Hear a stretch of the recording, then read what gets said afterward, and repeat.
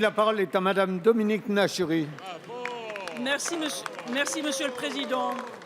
Ma question s'adresse à Monsieur le Premier ministre et j'y associe mon collègue Yves Nicolin. Monsieur le Premier ministre, depuis quelque temps, votre gouvernement a fait part de sa volonté de réformer l'Agence française de l'adoption. Au Sénat, une première tentative avec un amendement gouvernemental dans le projet de loi Égalité et citoyenneté estimé irrecevable. Une seconde tentative par le biais d'un probable amendement cavalier dans le projet de loi de finances 2017. Fusionner l'AFA et le GIP Enfance en danger afin de mieux répondre aux besoins des enfants, mieux accompagner et informer les postulants et dynamiser le fonctionnement de l'AFA pourrait être positif. Toutefois, à ce jour, votre gouvernement n'a semble-t-il pas envisagé les conséquences qu'entraînera la disparition juridique de l'agence dans une trentaine de pays dans lesquels elle est accréditée.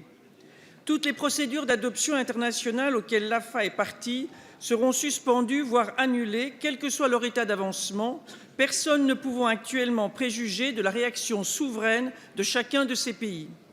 Certains États pourraient profiter de la situation pour renégocier les conditions d'attribution de leurs agréments à l'égard de la France, ou quelques-uns choisir de ne pas réaccréditer ce nouveau GIP. Monsieur le Premier ministre, connaissez la potentielle menace pour les nombreux parents qui auraient reçu un sésame temporaire d'adoption, ainsi que la plus longue attente pour les enfants, dont les procédures sont d'ores et déjà déclenchées.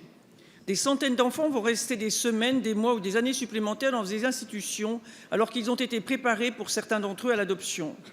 Votre ministère de la Famille, de l'Enfance et des Droits de la Femme et votre ministère des Affaires étrangères se renvoient à la responsabilité de la transition. À ce jour, aucune solution n'est trouvée, aucun éclaircissement sur les dossiers n'est donné aux familles. De plus, nous ne trouvons aucune ligne budgétaire attribuée à l'AFA dans votre projet de loi de finances pour 2017. Monsieur le Premier ministre, confirmez-vous cette absence? Monsieur le Premier ministre, pouvez-vous aujourd'hui nous apporter des éléments concrets afin de rassurer les familles concernées? La parole est à Madame Laurence Rossignol, ministre des Familles, de l'Enfance et des Droits des Femmes. Monsieur le Président, Madame la députée Dominique Nachury, d'abord, je voudrais profiter de votre question pour expliquer pourquoi nous avons effectivement envisagé de procéder à un regroupement des deux groupements d'intérêt public, AFA et Enfance en danger, et puis ensuite rassurer les familles qui s'inquiètent.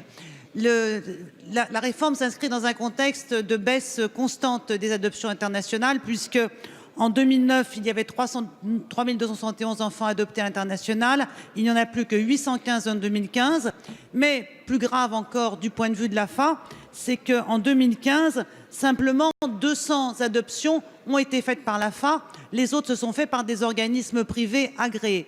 Donc je crois qu'on ne conteste pas, ni les uns ni les autres, la nécessité de faire évoluer les missions de l'AFA et que le regroupement des deux groupements d'intérêt public est nécessaire.